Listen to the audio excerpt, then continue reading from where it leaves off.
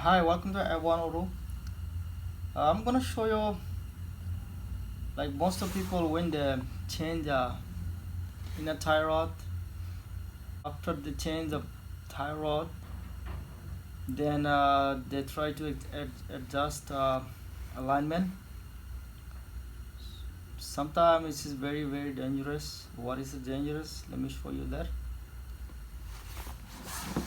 So you have to put the something wrench or something. Let's hold this one, hold the ball joint, then you need a wrench to turn this. With the hand you cannot do it. Watch, when I turn, it will be turned right there. Look, see now, it's turning. See the turning. Like suppose this is in the rack and pinion. I'm just put the example. Just you bolt it in like this in rack and pinion. It's tight. Other end, see the in outer tie rod.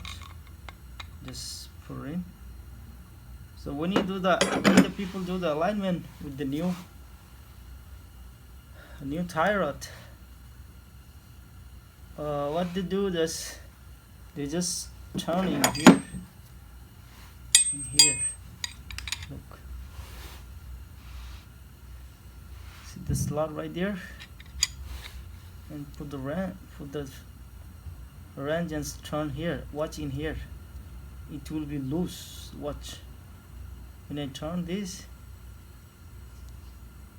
way, if you turn this way, it's okay, it's tightening. If you turn like other way, like lefty loosey, see, watch in here, I'm tightening, I'm loose. I try to adjust like alignment. This thing is loosening up little by little. Look, this thing is loosening up little by little.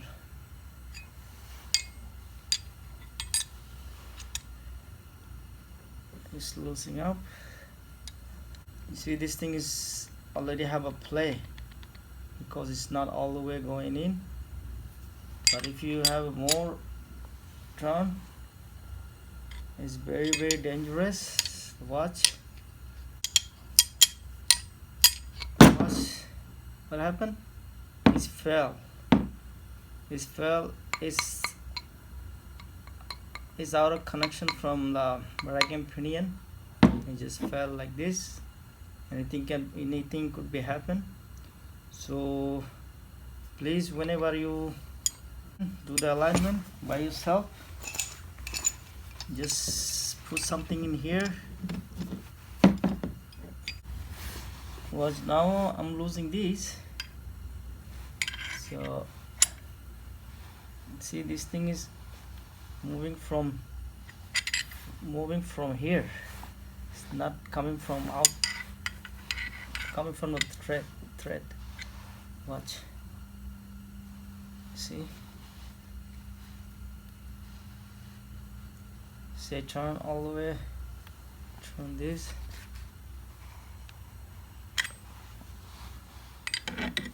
This one, look, thread is still there. See this, or is losing,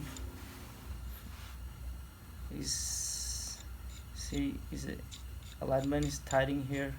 This ball is in and out, but this thing is still attached. So when you do the new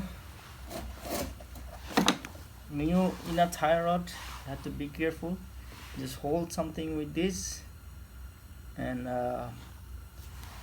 just do your alignment, adjust with alignment. If you like the video, please like and subscribe.